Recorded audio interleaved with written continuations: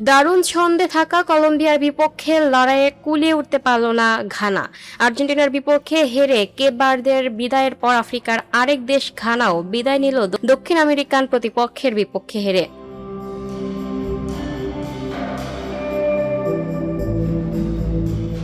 শনিবার ৪ জুলাই কানসাস সিটিতে শেষ ৩২-এর ম্যাচে ঘানাকে ১-০ গোলে হারিয়েছে কলম্বিয়া। প্রথমার্ধে করা জন আরিয়াসের একমাত্র গোলই শেষ ১৬ নিশ্চিত করল লা কাফেতেরোসরা। ভ্যাঙ্কুভারে আগামী মঙ্গলবার বাংলাদেশ সময় রাত ২টায় শুরু হবে শেষ ১৬'র এই match.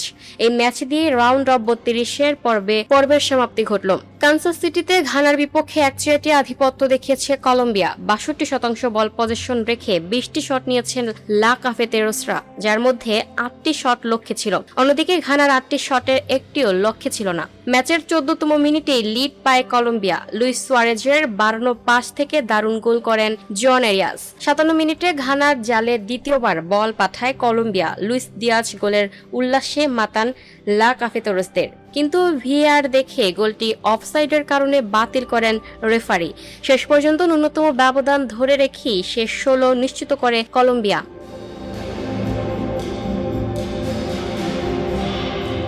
Lucky Akter, up to date news, Dhaka.